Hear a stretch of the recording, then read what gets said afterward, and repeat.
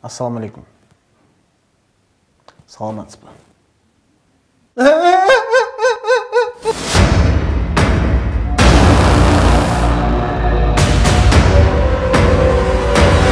Братан, мен сатқам да. Ал мен бүгін Малайзияға ұшамын деп отқам, братан. Қайда? Малайзия. Тоқтасаң, досым. Жыз елекенің общение қылбайын, брат. Жалған әлі, жалаң деген сөздер ғой.